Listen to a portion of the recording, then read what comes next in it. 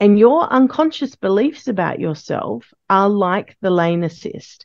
It keeps you in the safe lane. It's your default mode, right? Everything it believes, because your unconscious has the job to keep you safe. That's what it does. It's one of the primary roles. It's going to keep your heart beating. It's going to keep all of your hormones working. It's going to keep you breathing in the night. All of those things are done unconsciously. And your body is running, so your unconscious is running your body, but it's also running these patterns. It's keeping you safe. And if your unconscious believes that this is the safe lane for you, it's going to keep you there, even if as an adult you think, well, hold on, that's not actually true for me anymore, or that's not who I want to show up as. If your unconscious doesn't agree with the idea, it's going to keep you safe. What's up, you beautiful beasts? I'm Katie. I'm on a mission to help humans become the best possible versions of themselves and to strive for overall health, mental health, emotional health, physical health, all of the healths, without ever having to step on a scale. I have had the privilege to talk to all kinds of different humans who've been through a plethora of experiences just being a human and existing. I believe that every single time somebody shares their story, at least one person listening will learn from it, be inspired by it, and maybe, just maybe, even change the entire direction of their life. These are the stories of humans unveiling their beautiful beast. Keep listening. This is the Unveiling the Beast podcast.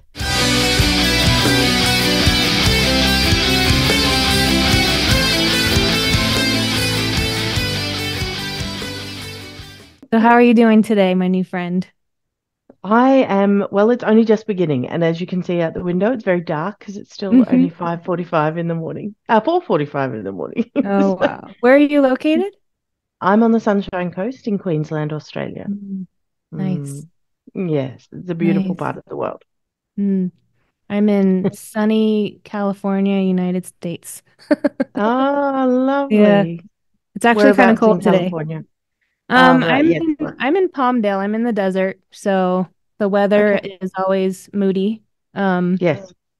but I love it here. So I was born and raised in California, and yeah, it's my home. Yeah. Perfect. Oh, that's a beautiful place to be as well. Yeah. So can you tell the listeners a little bit about who you are and why you think you are who you are?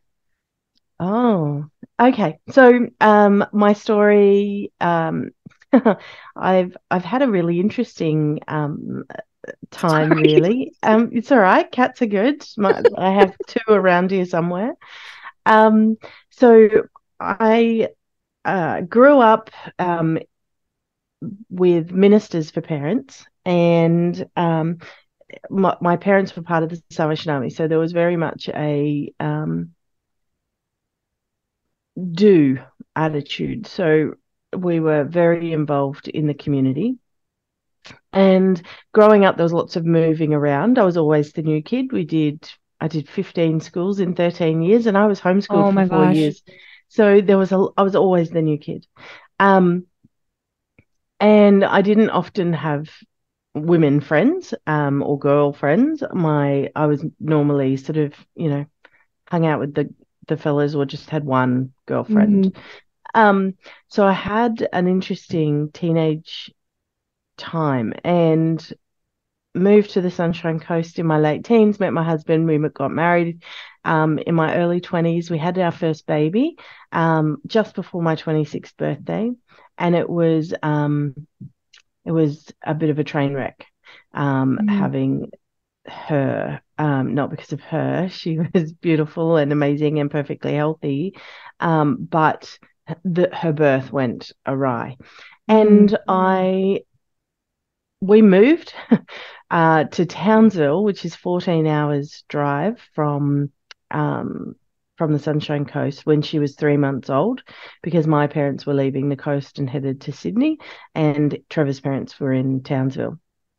And he was going to be able to work with them. They were going to need some support with their business. So we moved up there with a 3-month old, and and I didn't know anybody, and I was recovering from major surgery still, and yeah, just had all of this newness with being a mum and all of the other things. And it took me a little while. I thought I was fine.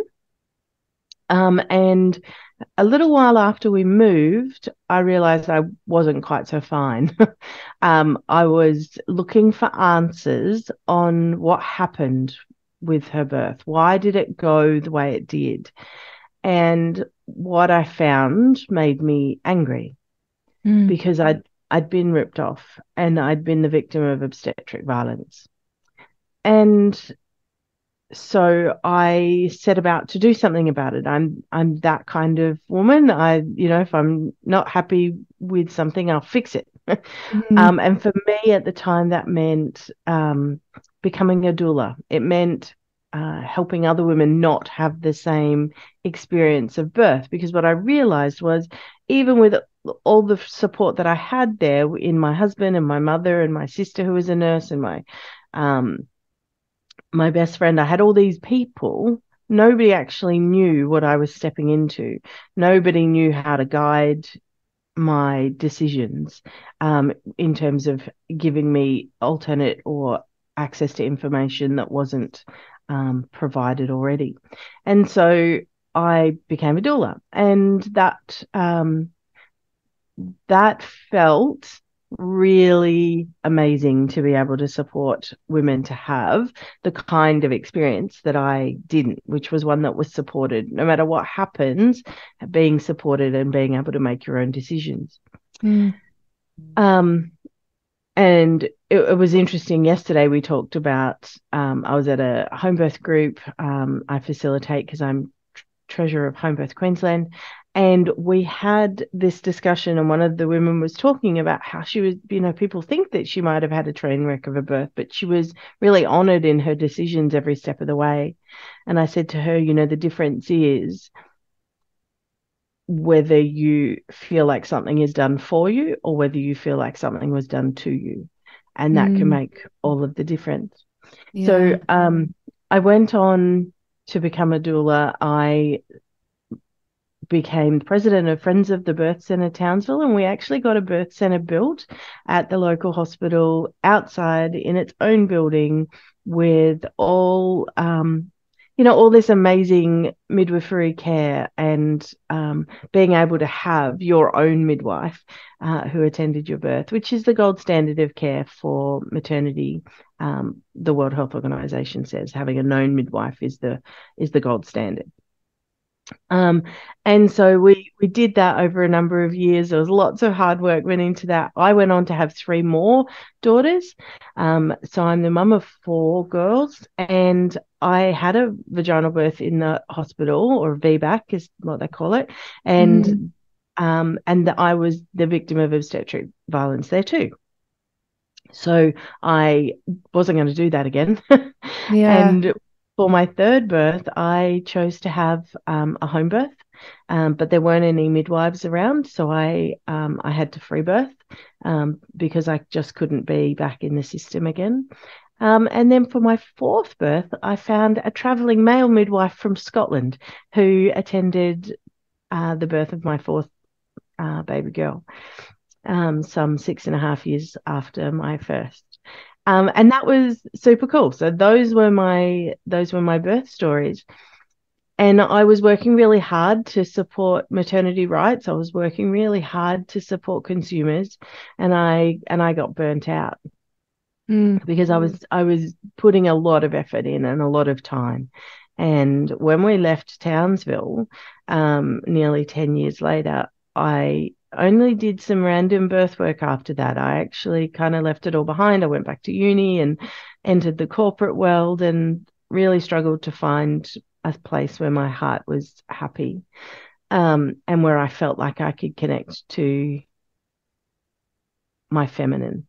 I felt, once I left all of that, I really felt that it was quite difficult to move back to my feminine after being in that corporate space for such a long time again. So I ended up burning out big time. Like I was taking 6 wrong turns to work, and there's only 4 to be had. um, I was leaving ham on the bench and falling asleep on the couch at 7 o'clock at night. And those are things that I don't do, right? I'm not perfect, but I don't leave the ham on the bench, and I don't fall asleep on the couch. I get up and I go to bed. Mm. But I was really struggling. So I went to see my GP, um, who said to me, "You've got adrenal fatigue." We did the blood tests and all the rest. And he said, "You've got adrenal fatigue and you need to have about 3 months off." And I said, "Well, I can't afford to do that. So I'm going to have to find a different solution." So I started supporting my body nutritionally. And then I thought to myself, well, maybe I just need a job that isn't 50 hours a week and that isn't going to be so hard on my family life. Because one of the things that actually facilitated my adrenal fatigue was the diagnosis for my third daughter of being on the autism spectrum and having ADHD. And it wasn't because that was a bad thing. It was all of a sudden I had answers, and it wasn't because I was doing it wrong. And so my whole system shut down at that point because it wasn't having to continually fight to keep going. We Mm. weren't fighting anymore. We were just learning now. We were Yeah. learning what to do. And so that's when it shut down on me.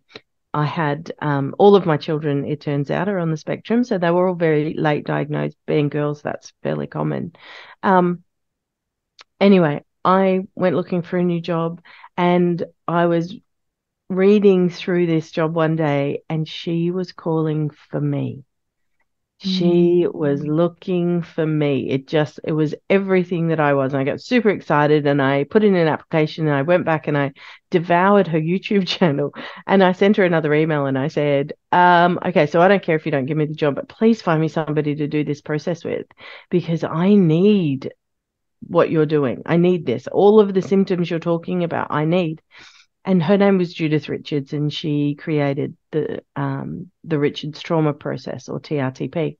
And I didn't identify with having had trauma. Although if once I looked back, I recognized all the spaces where what I'd experienced was a little T trauma, if not a big T trauma. And anyway, I did the process. 2 weeks later, I was back on top of the world physically and emotionally. And I was able to sustain a few more months in that workplace before then moving over and working for Judith. And it was 2 days in, I think, that I said to her, I have to learn how to do this because now I have something to offer women again. And men who experience birth trauma or who are wanting to clear all of their subconscious core beliefs and so on before they become parents, or even during that process. And so she said, well, I won't say what she said because she swears a lot, but she she said, absolutely you do. And if you don't take this to women who have birth trauma, I'll be so upset. So that's what I did. I trained and I worked with her for a couple of years as I built my business, and that's my story. So I'm here now creating communities for women to be together. I'm helping new mums. I'm working with women through their pregnancies, births and early postpartum to show up in the way that they want to show up for their families. I'm helping women to understand that self-care is not optional. It's actually a necessity, not just for themselves, but for their families. Mic drop for that one. Yeah. Yeah. Right? Yeah. I actually did a reel on it the other day, just a little video talking about the fact that, you can't give from an empty cup. And we all want to put the oxygen masks on our kids first, but we can't. I know everything within us says that's not the mother I want to be. I want to put my kids first. Yep. But if you don't actually put yourself first in that space, if you don't provide yourself with what you need in order to have a full cup, everyone in your house suffers. And that's what I learned. And I learned that it doesn't look the same for everyone. And it certainly isn't about having a spa day and getting your nails done and all of those things. That's not what self-care is. Self-care is doing the emotional work. Self-care is making sure that you're getting your cup filled and that you have the space to do and live the way is congruent for you. And so if we're out there trying to reach perfectionism and all of these other things, it's not gonna work. And so really making sure, and it was funny because I was talking to a dad earlier yesterday, or the day before now, and he was saying that he feels that his whole home is that everybody's emotions are dictated by how his wife is that day. And I said, yeah, the only problem is she doesn't realize it. She doesn't realize that how she feels and what she's going through emotionally is impacting everyone. She just thinks she's managing everyone. But in fact, she's not. She's actually controlling everyone with Mm, her own emotional state. And if she hasn't done the work to put into her own emotional state and figure out how to be okay, then nobody is okay. yeah. So that's my story. Well, I want to say that, one of the things I say in the intro for this podcast is I believe that every time somebody shares their story, at least one person can be impacted by it or relate to it or be inspired by it. And I Mm. think today that person's me. Oh. I because I related so much to when I moved 90 miles from where I lived when my son was 3 months old. So it was new Mm. job, new house, new baby. It was all this newness. And then I Yeah. related to the job burnout and Mm. I was never tested for adrenal fatigue, but I did have chronic lack of sleep for about 6 years, where I was getting Wow. like 4 to 5 hours a night, and it affected everything. Yeah. Um, and when I finally quit my job, I was like, it's affecting my health too much. And I noticed when I started getting more sleep that I had been distracted by my exhaustion for so long that when it wasn't there anymore, it was like, okay, what do I do? So Mm. I just wanted to tell you I really related to that. And then the self-care part. Absolutely. I'm 100% um I'm in the health space, but not just eating and exercise. It's getting enough sleep, making sure you're taking care of your mental health, um, Mm. making sure the spaces around you are not like completely cluttered because it can also clutter your mind. Yeah. So just things like that. So I appreciate you sharing all of that with me because I feel like you were talking directly to me. Well, you know, even if your story had have been slightly different to mine, the fact of the matter is as mothers there are so many similarities, and one of the biggest things that I think we are dealing with in modern culture is isolation. Mm, I hear from so many women that they feel isolated in their motherhood, um, and and I really want to fix that. I really want to fix this isolation that women experience in those first few months, particularly. And there's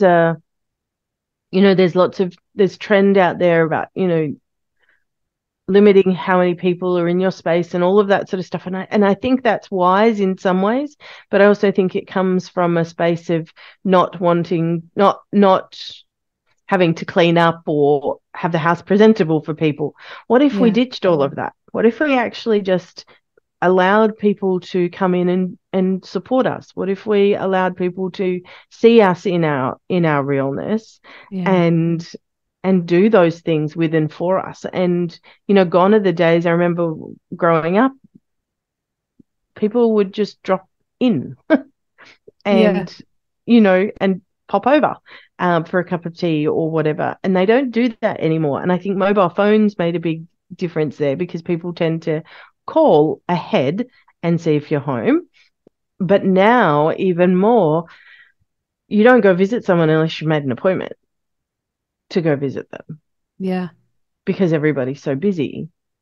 But I think we've lost the realness of life. And so everything then becomes what's Instagram worthy.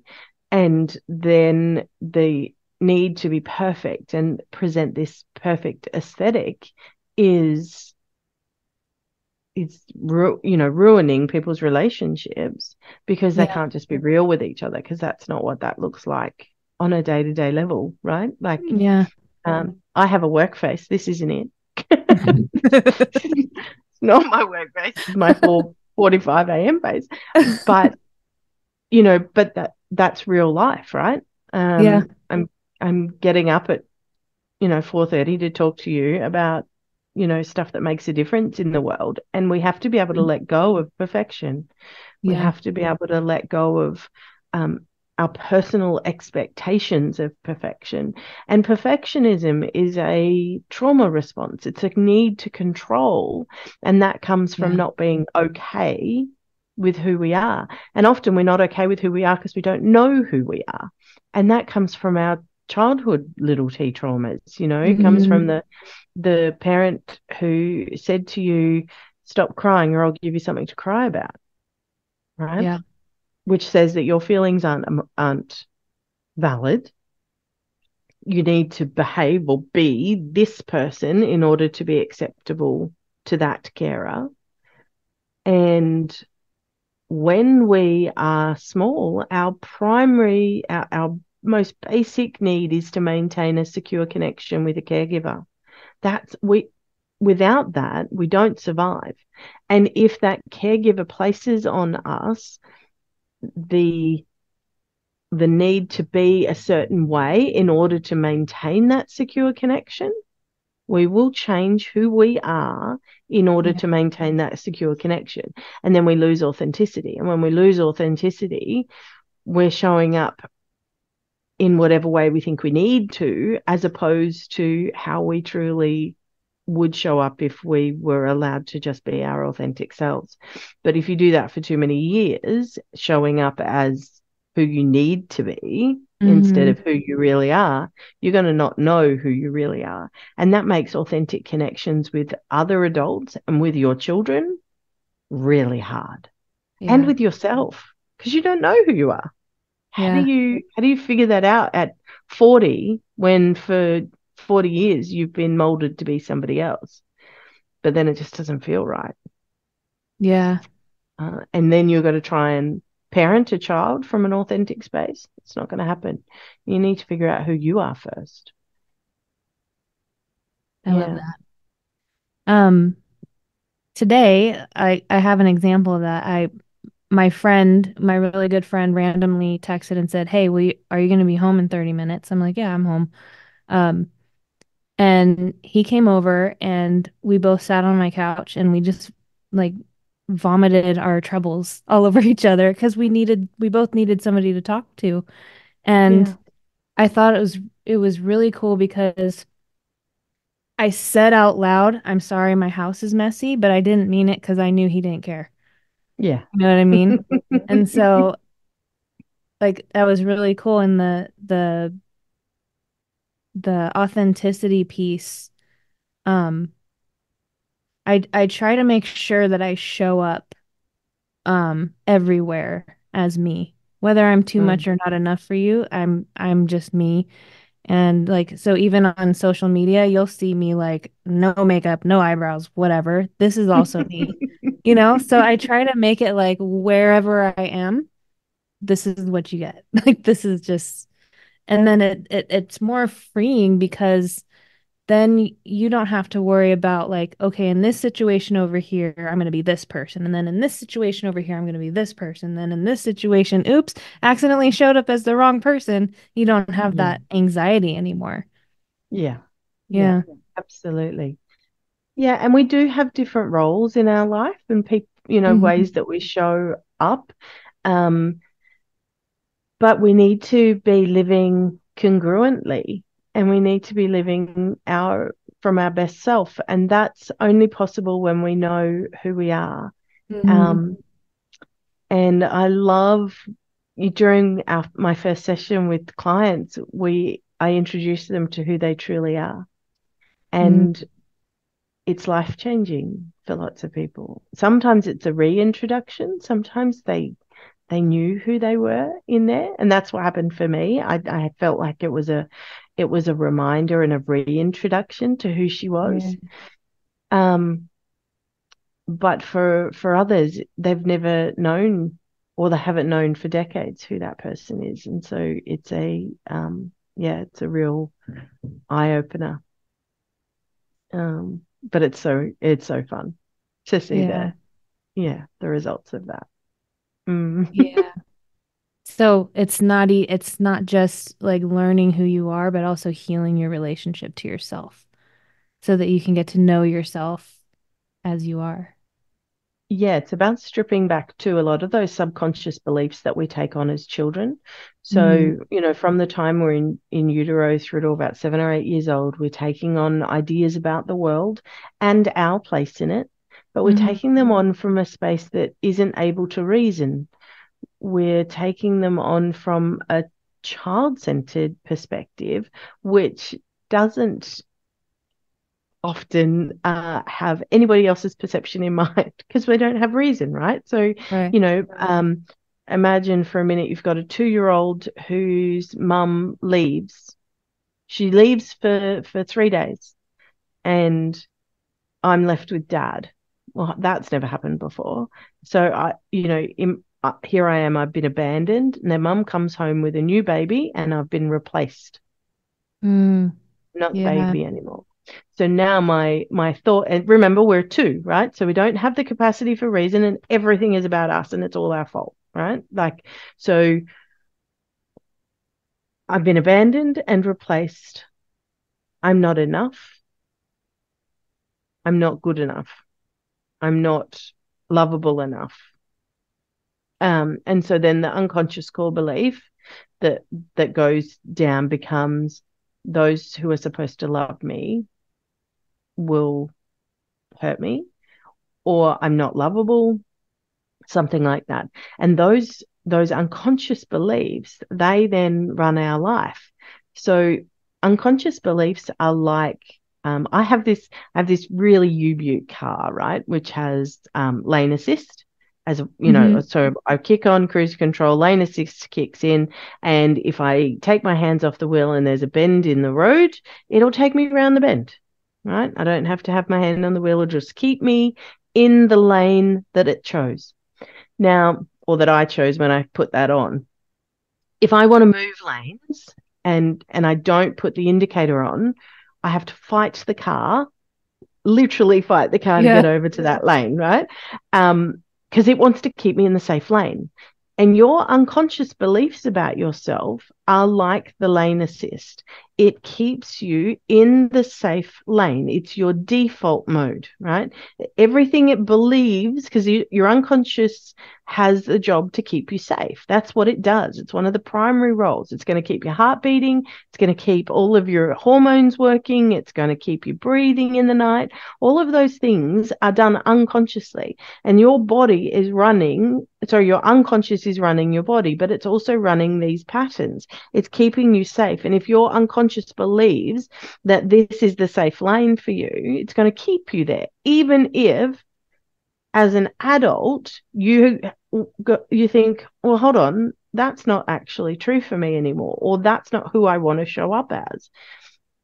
If your unconscious doesn't agree with the idea, it's going to keep you safe. And so what happens is we get stuck in this lane of ideas that were laid down often by other people and in our preconception through to 7, and that's where we live our life from.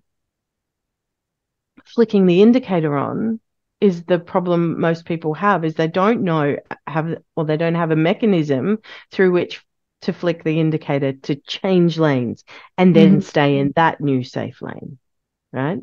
Yeah. So it's one of the things I loved about Judith's work, is that the very first thing we do is change lanes and be able to show up as who we want to show up as, and change the ideas we have about ourselves and the beliefs that we hold that aren't serving us. Because when we have those core beliefs, that it keeps us in that lane, but that lane shows up as patterns in our life. And the pattern might be abuse. The pattern might be abandonment. The pattern might be accidents or illness or loss, or there's all sorts of patterns that come up, but they're all locked in by a few unconscious core beliefs. So when we are able to shift those, the patterns change because we're in a new lane. So it's a new pattern arises, and it'll be ones that we choose as opposed to ones that we've been dealt. And that's what really showing up for ourselves is about. Choosing who we want to be and not just accepting other people's ideas about who we should be. Yeah. I love that analogy, by the way. That was so perfect. Right? Yeah. I Yeah. think so too, And then not I was everybody just has a gonna Ute say, car. and then also like being able to find the turn indicators so that you can turn it on so that you can change lanes. Yes. Yeah. Yeah, totally. And look, for me, none of that would have been possible without TRTP. It was just so revolutionary, and it's unlike anything else. And it does it, and it does it so quick. I didn't have months to not be able to, to operate. I needed change. I needed to get well for my family, and I needed to do it fast. I did not have the luxury of, 3 or 4 years in a psychologist's chair. I had teenage children who needed me. And so I needed something that was going to work and work fast. And the beautiful thing about TRTP is it's usually only 3 sessions, 3 weeks apart. So 15 days from beginning to end, done.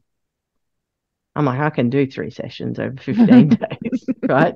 I can do that. And I did. And it worked. And because my experience was so extraordinary, I knew I really needed to learn how to do this and help families know what's possible. It was interesting. I watched a YouTube I don't know, some clip came up on my phone. I don't even know what platform it's on because I'm on all of them. But it came up and it was people doing these pranks on dads where they would be disrespectful to their mum, and then their dad would get up and literally go to wallop these kids, right? And because of the disrespect that was shown, even though it was a prank. And some of these dads, their first instinct was to violence. And these mums had to really work hard to pull these dads back from hurting their children. That's not a reasonable response. Right. That's not actually how we want to parent our children, because that's all of that is fear-based. And for those children, they live in fear. They're not living from respect. They're living from fear. And so if we want to show up and start breaking the cycles, if we want to not continue to pass down trauma, because it's passed down in our DNA, epigenetics taught us that. We know that we are passing down trauma. So a lot of people are showing up now with trauma that's not even theirs. And they're like, well, I've always been that way. Yeah, but that's not a normal, healthy way to be. And if that's not yours, it's someone's, and we can still clear it. But if that's your default parent mode, then you've got some shit to sort out, because that's actually not healthy for you or for your children and their children and their children. Because that's what you're impacting. Every time you show up as a parent, you are impacting multiple generations, because that's what they take with them. I mean, how many times have you shown up in your mothering and thought, oh shit, when did my mum arrive? Like, because you just heard her words or her tone or whatever it might be come out of your mouth. That's because that's the unconscious programming. And what I love to help people do is figure out who do they want to show up as it, because we talk about conscious parenting, right? We talk about being conscious about how we do things. But when shit hits the fan, it's not your conscious script that is going to play. It's your unconscious script that's going to play. And that's when it really counts. So we need to fix the unconscious script that we parent from, not just the conscious one. We need the default to be healthy as well, because then you don't have to live so consciously. Your unconscious, which is running 90 to 95% of your life, can just show up and you don't have to be thinking about it, right? Because the best part is when we have unconscious competence, right? Yep. That's when you can drive without thinking about it.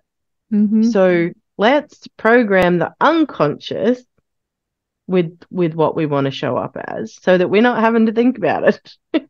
Yeah. Life's easier. I'm all for easy.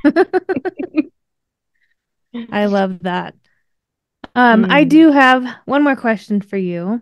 Sure. I ask everyone at the end of every episode, and that is, if you had one piece of advice that you could give to the world, what would it be? It's really hard. I started thinking about this last night, but then fell asleep.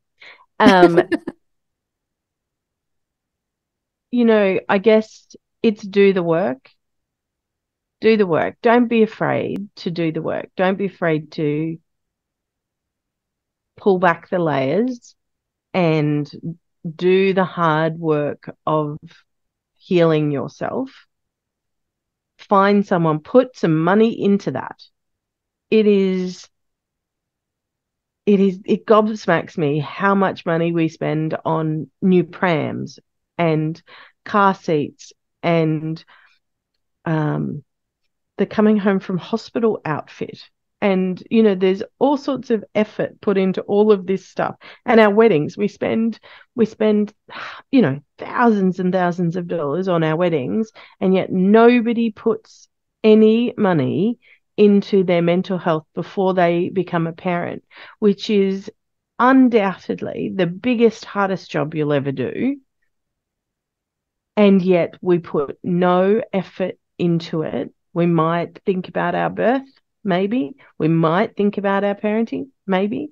We often don't think about our mental health and how we're going to survive all of that, and not just survive, but thrive through it and create the people that we want to be, or that we want to look at when they're 20 and go, who is the child I want to raise into an adult? Like, how does that look?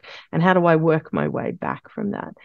But you've got to be able to do the hard work of working on yourself first, and really show up for those kids, and show up for yourself and your partner.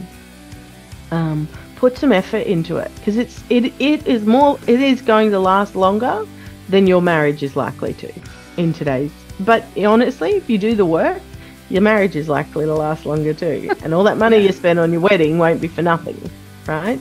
So do the hard work, get your mental health right, get your emotional health right, deal with your unconscious core beliefs, get rid of your trauma, and show up. Yeah. Boom. I need a mic. Mic drop. Ladies and gentlemen, Philippa Scott signing off. Until next time.